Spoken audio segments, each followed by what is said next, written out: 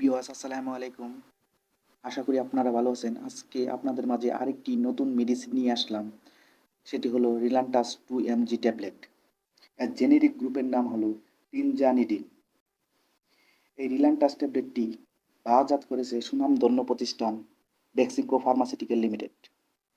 এই রিল্যান্টাস ট্যাবলেটটি যেসব রোগের ক্ষেত্রে ব্যবহার করা হয়, বিভিন্ন কারণে মাংসপেশিতে স্টুল হলে, মাংসপেশিতে টান টান লাগা, মাংসপেশিতে খিঁচুনি হলে, মাংসের পেশিতে ব্যথা হলে এবং শরীর ঝিমঝিম করলে, শরীরের কাঁপুনি হলে এই রিল্যান্টাস ট্যাবলেটটি ব্যবহার করতে পারবেন।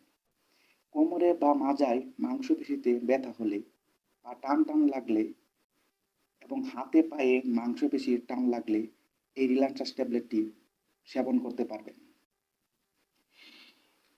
এই ট্যাবলেটটি ব্যবহারের নিয়ম: একটি করে ট্যাবলেট দিনে 3 বার ব্যবহার করতে পারবেন। এই ট্যাবলেটটি প্রাপ্ত বয়স থেকে শুরু করে ব্যবহার করতে পারবেন, অর্থাৎ 18 বছর বয়স থেকে এই ট্যাবলেটটি ব্যবহার করতে পারবেন। এর নিচে ব্যবহার করা যাবে না। গর্ভবতী মায়ের ক্ষেত্রে এই ট্যাবলেটটি ব্যবহার করা যাবে না। কিডনিতে প্রবলেম থাকলে অথবা লিভারে প্রবলেম থাকলে এই ট্যাবলেটটি ব্যবহার করা যাবে না।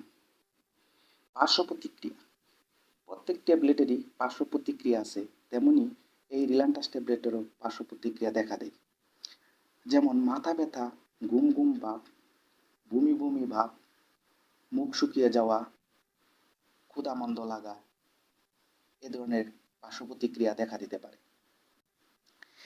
এই রিল্যান্টাস ট্যাবলেটটি ব্যবহারের পূর্বে অবশ্যই রেজিস্টার্ড ডাক্তারের পরামর্শ অনুযায়ী ব্যবহার করবেন। ধন্যবাদ ভিউয়ার্স। ভিডিওটি যদি ভালো লাগে অবশ্যই সাবস্ক্রাইব করবেন। আসসালামু আলাইকুম।